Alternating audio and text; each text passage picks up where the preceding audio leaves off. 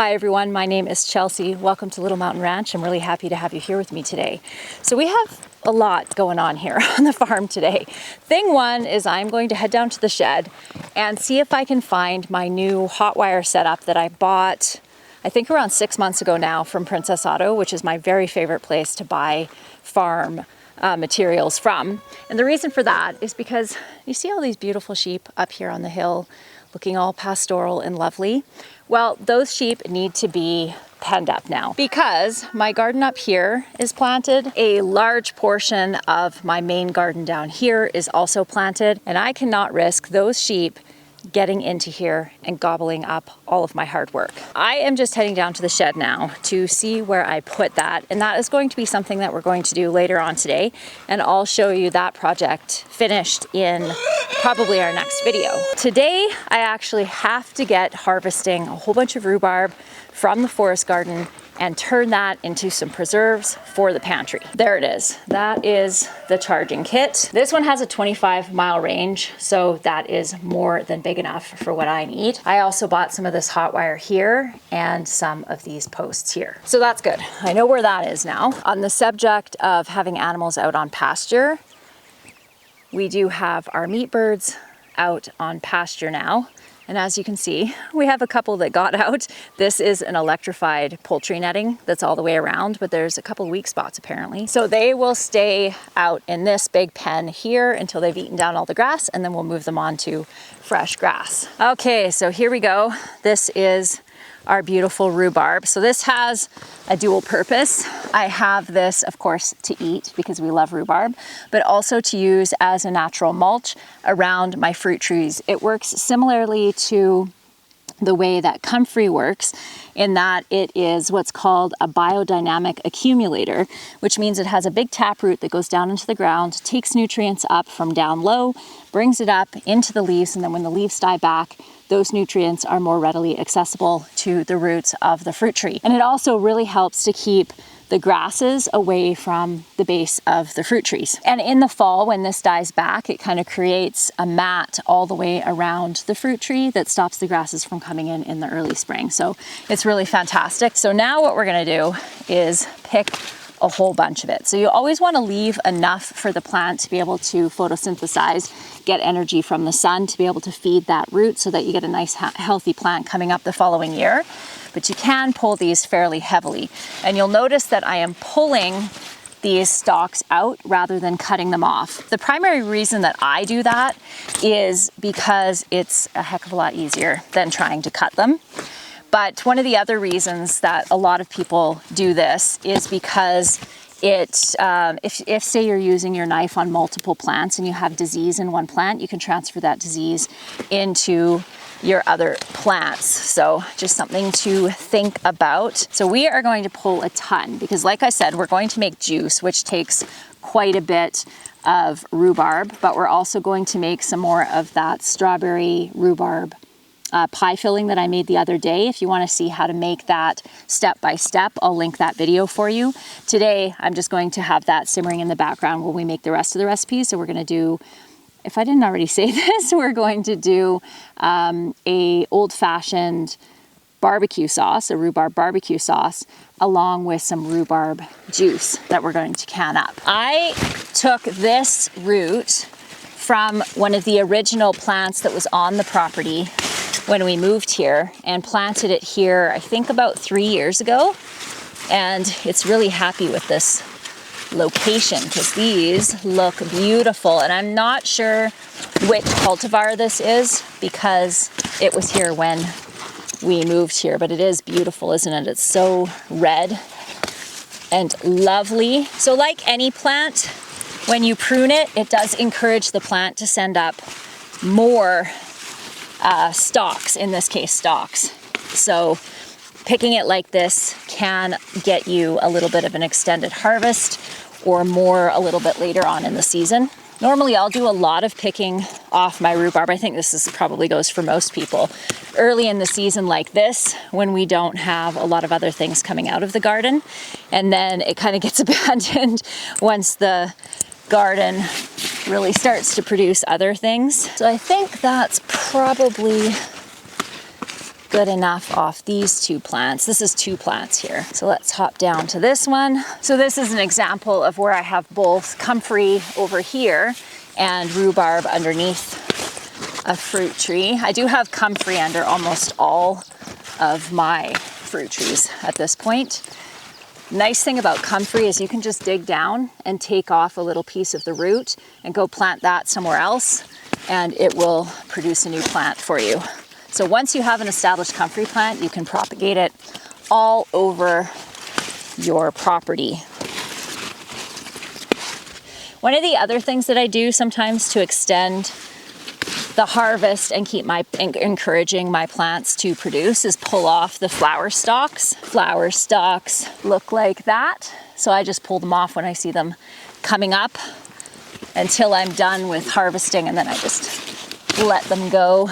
As I was wandering over to find my garden knife, I also found some asparagus. So we will pickle some asparagus as well today because I have some more that I harvested the other day sitting in the fridge waiting for just such a moment as this when we have enough to actually do a batch. Okay, I'm gonna get all this prepped and I'll meet you back up at the house. All right, friends, we're back in the kitchen now and I have a bunch of prep work done. Chopped beautiful rhubarb over here, washed and chopped. And we have our washed asparagus here, ready to be pickled. Back on the stove, I have another 12 cups of chopped rhubarb that is mixed in with some sugar and some chopped apples to make the strawberry rhubarb pie filling that I mentioned earlier that I had shared in a video last week. So I'll link that video up here for you. But all 3 of the recipes that we're gonna make today are out of the Ball Complete Book of Home Preserving. So the rhubarb strawberry pie filling is out of there, and it was so absolutely out of this world delicious that I wanted to make more, so I made a double batch this time. You can double and triple batches of canned things. The only time I would say not to do that is if you are doing a jelly. I find that jellies just work better if you just do them according to the recipe. But for most other things, you can double them or you can half them or whatever it is that you want to do. The other one that we're going to do is Victorian BBQ Sauce. That's what we're going to do right now. And then Sunshine Rhubarb Juice Concentrate. But let's start with the Victorian BBQ Sauce. We need 8 cups of chopped rhubarb for that recipe.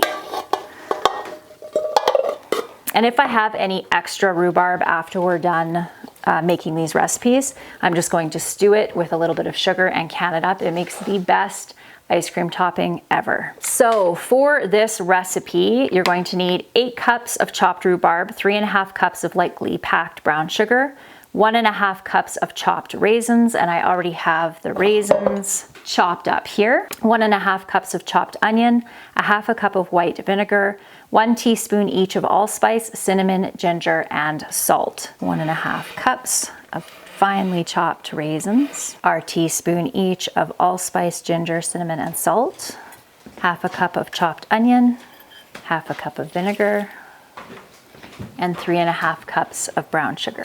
So we'll give this a nice mix and turn our heat on. So basically we're just going to bring this up to a boil and then we're going to simmer it until it is our desired thickness. In the recipe it says till it's like a thin barbecue sauce, but I'll probably cook it down till it is a little bit thicker. Sure smells good. I have fantasies of one day having a big 6-burner stovetop, but for now I have to make do with this.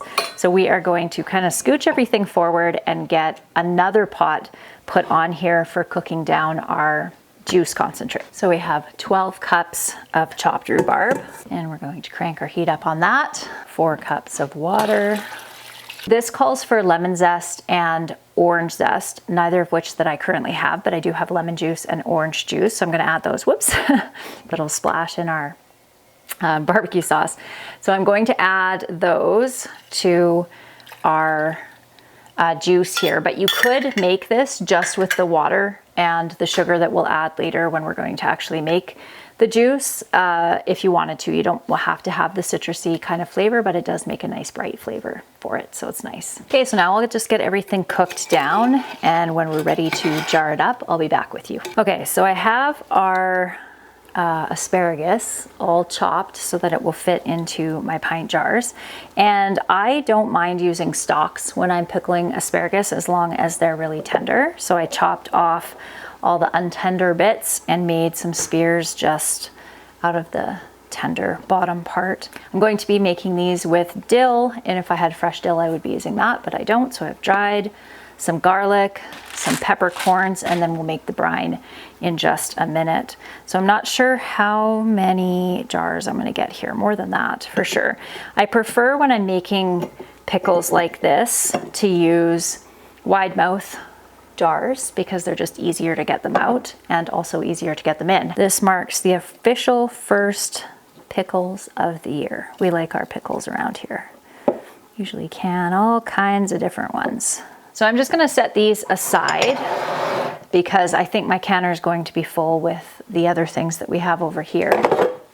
So I'll save those ones and can those up once the first batch is run through. We're just going to add just a couple peppercorns to each one, just maybe 6 or so. I really love these 4 jars funnels. I'm actually going to be doing a giveaway probably in the next couple of weeks with some of 4 jars new products that they sent me to check out, and they are absolutely fantastic and I can't wait to share them with you, so keep your eye out for that. You know what? I think I'm going to can this up in quart jars rather than pint jars because this is pie filling and I'll use at least a whole quart, and I will reserve these for our juice concentrate and our barbecue sauce. I just have a strainer with a bowl and some cheesecloth, 4 layers of cheesecloth here that we're going to dump our juice into, and then we're going to let this strain for a couple of hours. So pretty, nice and pink. And that's one of the benefits of adding citrus to it, like lemon juice for instance, is it helps it retain its pretty pink color instead of turning brown. So we'll let that drain now, and I need to go find some quart jars for our pie filling. The apple in this pie filling is what gives it its nice thick consistency, because apples have a lot of natural pectin in them. That's perfect. We got exactly 4 quarts here. I'm gonna have to get out in between the rain because we're supposed to get more thunderstorms this afternoon and get some more planting done later.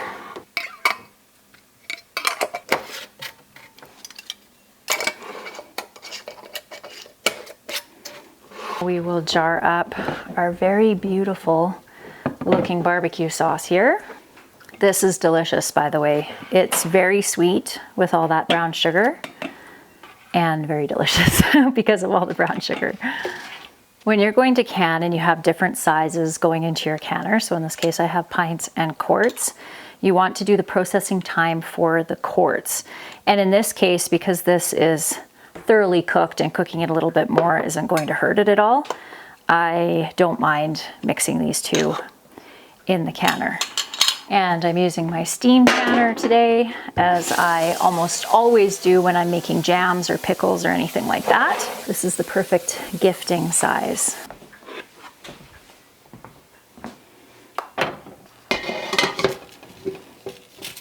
So now we'll just wait till it comes up to temperature and then set our timer. And while that's heating up, we shall make our brine. So we're gonna add 2 cups of white vinegar.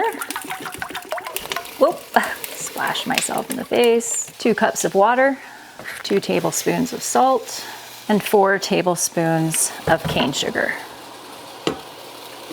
So now we'll just heat this up until the sugar and the salt are dissolved, and then it will be good to use. And now we top off our pickles. So now we're just gonna debubble. You could pop these into the fridge and let them sit for 3 or 4 weeks and then eat them that way if you didn't want to can them.